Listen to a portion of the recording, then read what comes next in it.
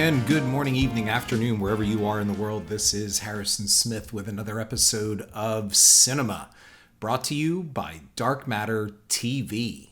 Dark Matter TV is a streaming platform where you can find not just current genre entertainment in horror, sci-fi, thriller, and action, but also classic content that takes you back to the great old days of late night cable and finding those cult and classic films that they just don't make anymore.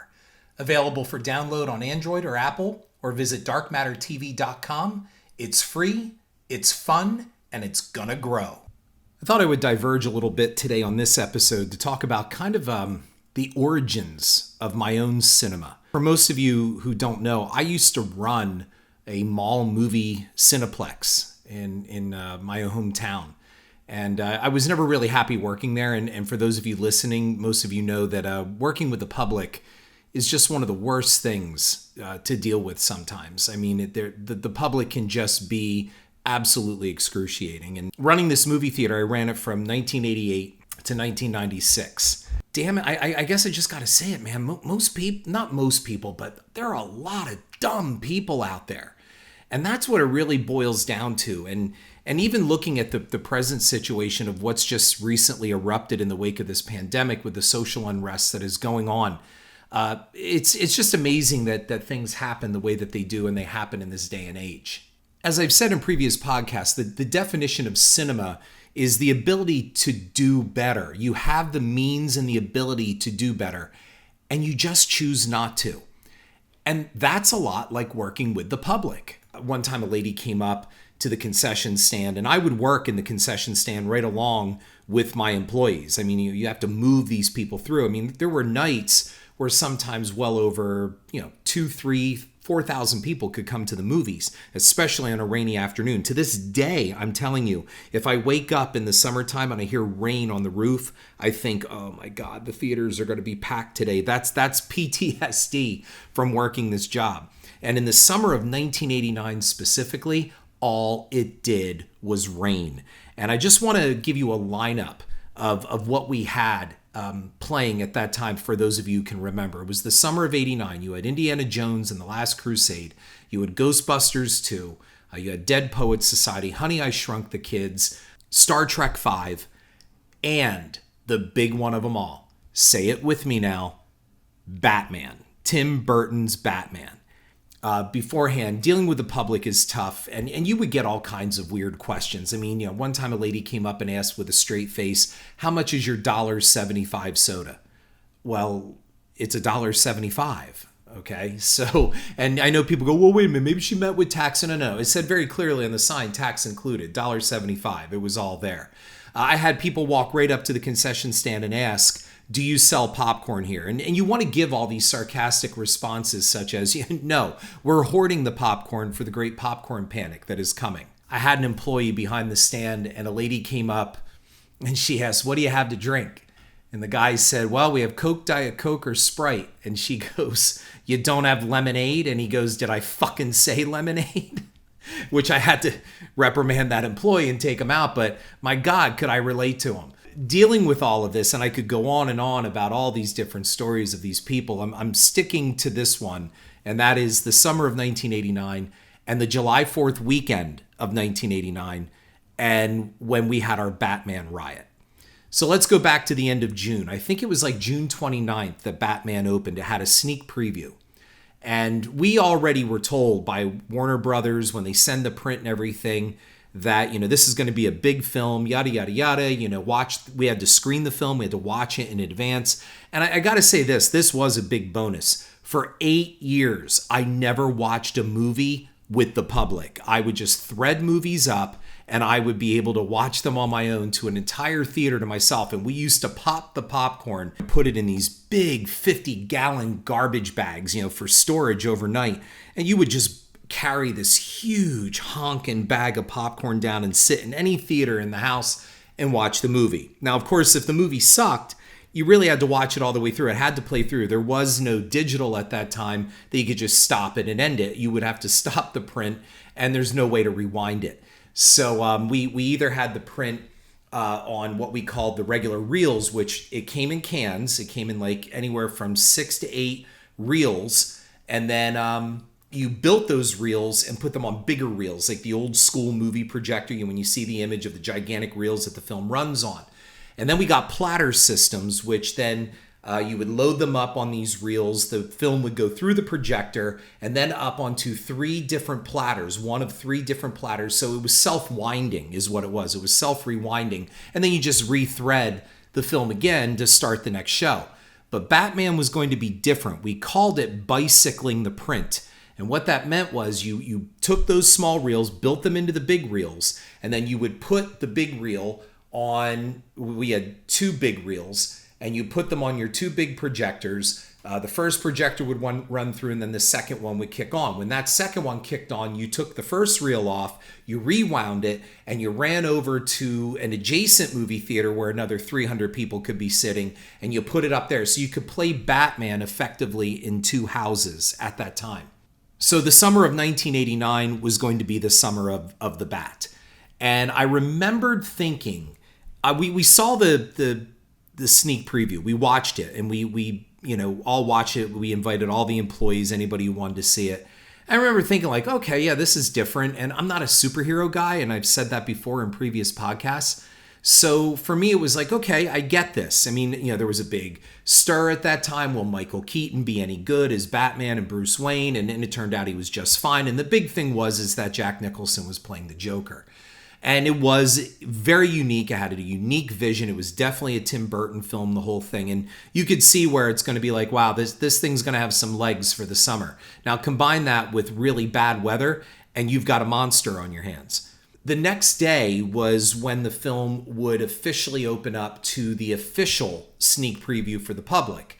And I had to come in early, and we got the first hint that there was going to be trouble was that we got a fax from Warner Brothers. And it said along the line that if anybody in any of the theaters scalps the tickets, you're going to be fired and you will be prosecuted. So I guess there was such demand for these sneak preview tickets that some theater managers or employees were scalping them. They were selling them for incredible markup. And I thought, this is ridiculous. No, who's going to want to do that? Well, no kidding, man. I get out there, I get into the box office to load the tickets for the coming evening. Now we're talking, this is about 1 o'clock in the afternoon, and the show doesn't go on. It's not going to go on until like late night. It was like the last show of the evening. It was a late night sneak preview. And so I thought, I'll just go get this ahead of schedule and get all my other work done for the day, because tonight could actually be crazy. And we had a gate that came down in front of the entrance to the theater. And this guy walked up, and he must have been like maybe in his late 20s, early 30s. And this guy walked up to the gate and he goes, "Are those the tickets for Batman tonight?" Because he saw I was loading them in. And I said, as a matter of fact, they are. This side is for the sneak preview. And he goes, "I'll give you $500 cash right now for the first ticket. If you print me up right now the first ticket to this film, I will slide $500 to you." And without even asking or saying anything, he already did it. He produced 5 $100 bills and put them through the gate on my box office.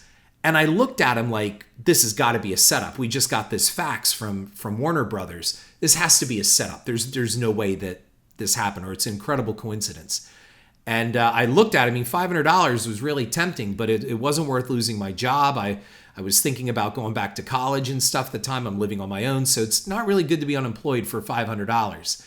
And I looked at him and I said, "Why don't you take that $500 and go get yourself a nice piece of ass?" That's exactly what I said to him. And the guy looked at me like, who are you to talk to me that way? And he said, "No, I'm serious. I really want that first ticket. It's worth it to me." And I said, "I can't do that. You can come back and you can stand here, and when the gates open, you can buy that first ticket for the proper ticket price, but I can't take this money." Well, he took his money back and he walked off in a huff. Was it a setup? I have no idea. I suspect it was not. It was what we would call later the first of the Bat Freaks. So that night the movie went on, and for the sneak preview, and it was a nightmare. It was a bigger turnout than I could have ever expected. And we sold it out. I mean, it was standing room only in that theater. So we knew we had something on our hands. So now we flash forward to July 4th weekend, 1989. I was working the box office, getting the money, taking it upstairs, helping out in the concession stand. You're running all over the place. We're understaffed because just so many people are coming to see this thing. But it's July 4th weekend in the Poconos. So all of New York and New Jersey decide to come to the damn Poconos for the holiday. As they did for Memorial Day and the Pocono 500 and everything else. We were ground zero as a vacation spot, and we still are. And the real problem was it just decided to rain. And it rained that entire July 4th weekend. And what that means is people have nothing to do. So they're at their hotels, they're at their resorts, and it's pouring down rain. And on top of it, ladies and gentlemen, we were summer camp heaven. So many summer camps around us. So what do they decide to do? Bring bus loads of kids down to the movies. And they would do this. I'm talking 3-4 buses full of kids from summer camps to come down to the movies. So you're getting blasted by the weather. You're getting far more people than what you usually do. And on top of it, you're getting summer camps. So it's an absolute nightmare. And the film is cranking. I forget how many shows a day we were showing this movie, but we were showing it in 2 houses. And as I said, we were bicycling the print. Now, I had a projectionist over in the projection booth. And I had an assistant manager way down at the other end, and I had my co-manager. We were up there as well together. It was that busy. And we had all of our employees in the stands. The place is cranking. If you could just see it, just picture a mob of people, just an endless sea of people just pouring in and lining up so far behind the box office. And then back then you had the ticket holders line and the ticket buyers line, and you had to set up these stanchions with the velvet ropes. And I mean, I'm talking about the lines for this movie just went the length of the mall, and it's no exaggeration.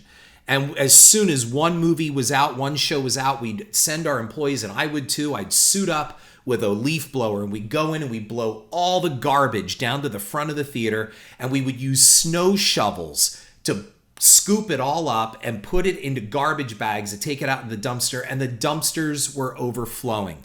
That's how much business we were doing. And people, all they wanted to see was Batman, Batman, Batman. And then, of course, when Batman sold out, they would spill over into the other movies that were playing. But the focus here is on Batman. So I took a wad of cash upstairs. And I'm telling you, for just a couple shows in the afternoon, by mid-afternoon, you're depositing over $25,000 in cash. And I'm at my desk in the office when our projectionist walked over. And this projectionist, this guy was so cool. He was a college guy working, I believe at that time, he was going to major in computers. And he came over and he was very low key. His name was Andy, and he never got worked up over anything. He was really mellow and really relaxed, and he took care of problems. He never bothered you for anything. Andy walked into my office and he looked at us. It was me and the other manager. And he just looked at us and he bit his bottom lip and he went, "Yeah, we got a problem over here." And to me, it felt like somebody punched me in the stomach, because I knew that Andy doesn't exaggerate. If he said we had a problem, we got a big problem. So we got up and we ran over into the booth, and I saw it just the moment I walked through the door. And what happened was, the film in the biggest house, which had 300 people in it, the film had jumped off the track on the sprockets, the teeth that pull the film through the gate. And what happened was the film had slit up the middle, and it was all over the floor up to my waist like spaghetti. The film was split down the middle, and it did this right toward the end of the film. And I can tell you exactly where we had to stop this movie. It was when the Joker shoots down the Batwing in the center of Gotham and it crashes in front of the cathedral. So we're looking around at each other, and I looked to the other manager, and I'm looking to Andy, and it's like, what the hell do we do? Because keep in mind, we have another theater with almost 300 people in it watching the movie as well, because we're bicycling the reels. We're moving them back and forth, which means both houses are not going to finish this movie. and we're going to have to refund almost 1,000 people with already 1,000 people down in our lobby. And that lobby couldn't hold them. This is a mess. The first instinct I had was hit the main breaker on the power box for that theater. What'll happen is everything will go black, the emergency lights will come on, and it'll scare people. And we can tell them that a car or a truck somewhere outside the mall hit a pole and knocked the power down to this theater. Most people will probably buy it quickly because of the circumstances. And the reason why I said to do that is because I turned to everybody else in that booth and I said, if we tell these people that this is our fault, they're going to riot. And keep in mind, another fax had come from Warner Brothers not much before this. Right after the scalping fax, after the movie opened, someone refused to give up a seat in Batman in New York City, and a guy pulled out a gun and shot the guy dead in the seat for his Batman seat. So we have a major problem on our hands here. I said, they're going to freak. They're going to riot. This is going to be ugly. And no, that's lying. That's deceiving. We can't do that. We got to be honest. I'm like, okay, if this is what you want to do, well, we finally decided that's what we're going to do. And Andy hit stop on the projector. It was a big red button. And he punched his thumb into it, and the projector stopped. And here's where I'm going to tell you, man. That booth was supposed to be soundproof, and you could hear the audience scream down there. And keep in mind, they have sat through almost 2 hours of this movie to get to the big ending where Batman and the Joker square off, and they're not going to see the end.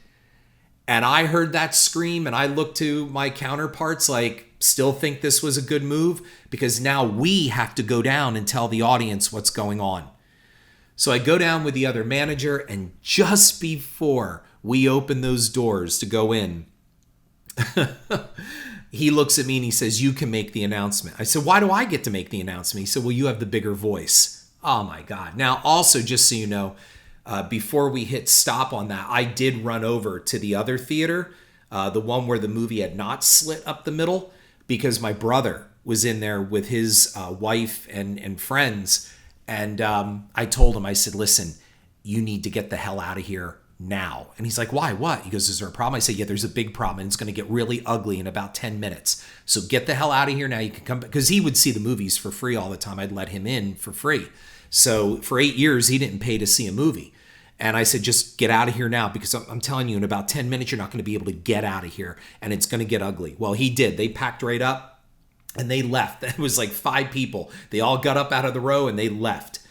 So we hit that button, like I said, that stop button. We go downstairs. We open up those doors, and everybody, I mean, it was sold out. Every seat was taken, and they're glaring at us as we're walking down this gauntlet, down this carpeted aisle to the front of the screen, and people are already starting to yell, hey, what's going on? What the fuck's going on? Put the fucking movie back on. Everybody's starting to yell. You can feel it. It's starting to rise, right? Because we killed it right at this big spot. And we got up to the front of the theater. I put my hands up to get people to listen.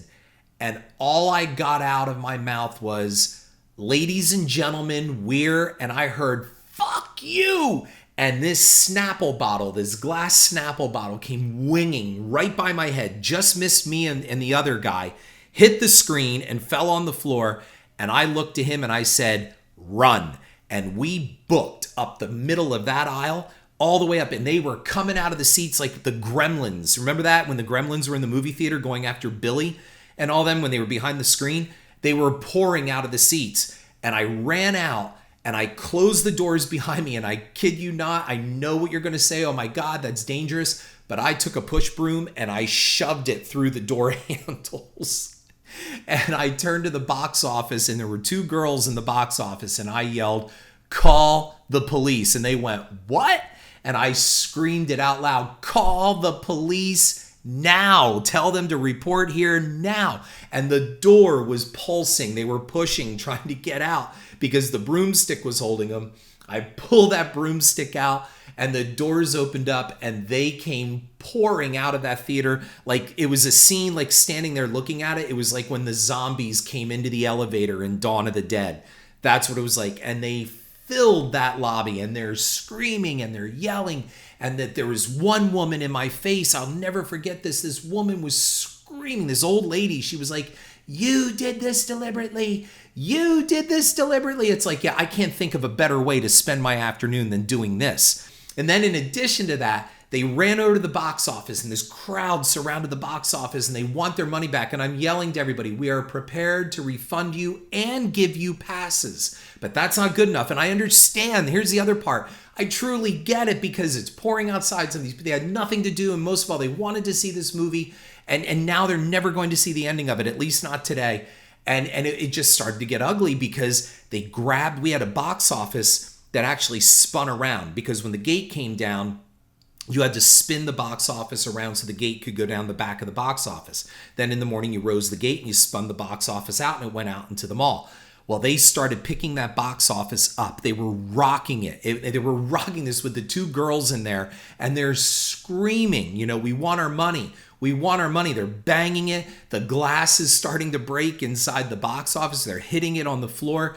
It was pandemonium. It was just crazy. And on top of it, we had to go in to tell the other group, the other theater, which now already 300 people are pissed off in the lobby, with other people waiting there to get candy and soda for their other movies. And now 300 more people are going to join them. I can't even begin to describe to you. It was a riot is what it was. And I remembered there was a moment where I just kind of stood back and I looked at all of this. After that woman got done screaming, there was some guy that told me he was going to kill me, because he couldn't see the ending. It was nuts. And I want to take a moment here to also tell you, since the movie opened, from the very first night it opened, not the sneak preview, but its official starting date the day after, there was a dude that came to the theater every Friday night dressed as Batman. And I'm talking the Tim Burton Batman, the latex suit, the boots, the everything. I mean, this guy had to spend some serious money on this outfit. I shit you not. And he had the grease paint under the eyes. And I remember when the ticket taker would tear the ticket, they'd stare at me. He had the cowl. Like, you couldn't do that now. I mean, he had the cape and everything. And he'd walk through. And I remember the ticket taker one time said, "Thank you, enjoy the show." And the guy just went, "Thank you." Like he talked like Batman. So the one night I had to approach this guy. I don't know how old he was. I couldn't see under the mask. And I just joked with him. I said, "Hey, you come here every Friday night." And he's just staring at me. And I said, "While you're here, the Joker can be out in town raising all kinds of hell. Do you really think you should be watching a movie tonight?" And he never even flinched. He never said a word. He didn't smirk. He didn't think I was funny at all. And he just went in and he saw Batman every Friday night. So while I'm standing with this wave of people all around me, all I'm thinking is, now where the hell is Batman when you really need him? I just had to look at it all, and I thought, look at how they're behaving. Like, they don't have to act like this, because it's just a movie. In the end, that's all it is. Yeah, I would say I'd be disappointed. I might even be pissed off. But to threaten people and rock the box office and have to call in the police, and when the police finally came, they realized they were in over their heads. They had to call for backup from the neighboring town. They had to bring in police from the neighboring town. And they're screaming and they're yelling obscenities, and there are children in this lobby, and they don't care. They're pushing past other people who are there to see other movies. And it just really, it disheartened me. I mean, I remember feeling like that theater experience, not just Batman, but that theater experience itself, working there for 8 years, really poisoned my soul when it came to dealing with people, because there's no need to act that way at all. You could be pissed. I mean, look, I know where are they all going to go? It's going to be hard to organize all these people, but it's not like there was some conspiracy against all of them to do this. And here's the ironic part about it. The movie was out on video cassette by that October. They rioted and did all of this for a motion picture that they could buy. And I know all those thoughts aren't going through people's heads, but I thought right there and then that, my God, people suck. And so this is an example of kind of societal cinema, Cynema, where people didn't have to behave this way. You didn't have to do it that badly. And it took us hours to get all the refunds done. And then, of course, those other 300 people, they poured out. And it was awful. And I can tell you this, from then on out, whenever it rained, I would wake up in the morning if I knew I had to go into work at the theater. And whenever it rained, I remembered I would think, today is going to suck. That's all there is to it. And once you make up your mind that the day will suck, you kind of get through it a little bit better. But back then, it was kind of like I just couldn't believe all of this. I was so overwhelmed by the inhumanity of people over a movie. By the time it was all done, I mean, we handed out all the refunds, we gave out passes to people, we apologized profusely. I mean, I did everything short of slitting my wrists and giving them a pint of blood each. It was, like I said, it was disheartening.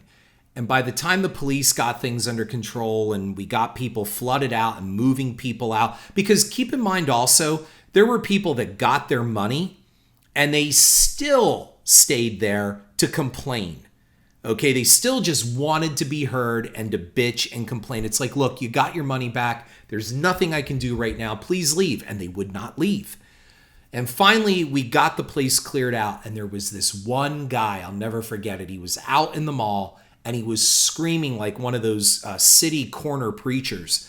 And he is screaming and yelling and he's saying, don't go to, well, it was Lowe's Theaters at the time. Don't go to Lowe's. They rip you off. They don't let you see the end of the movie.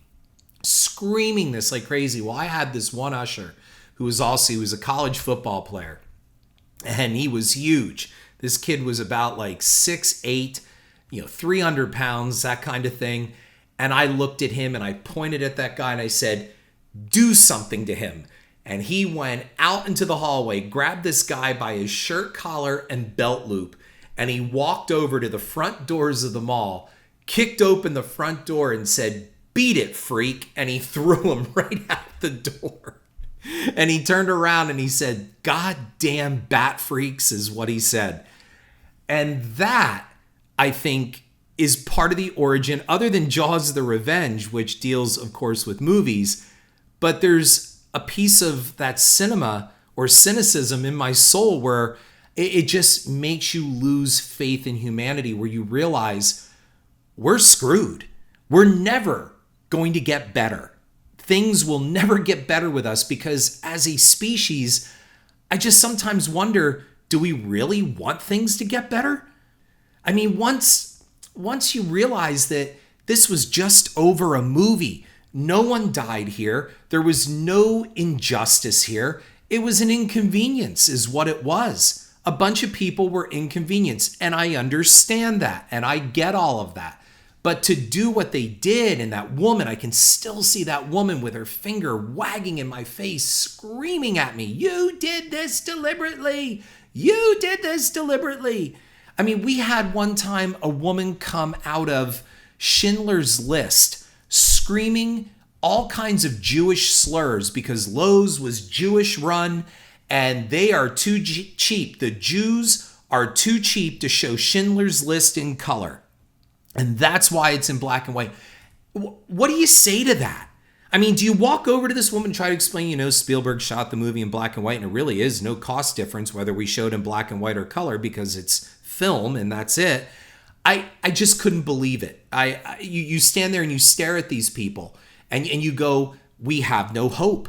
And it goes beyond that. I mean, in a future episode, I'll talk about some of my other experiences with this. Even during a movie like The Santa Claus, during a Christmas season, the worst comes out of people. But for July 4th weekend, 1989, folks, that is what I think truly hardened my heart for the human race, was to see how people reacted when a simple movie ripped up and discontinued and they had to get a refund. So can you imagine what people are going to do when it comes time for when the real shit goes down? Can you just imagine how that's going to go? I mean, the pandemic was bad enough with toilet paper hoarding and all of that.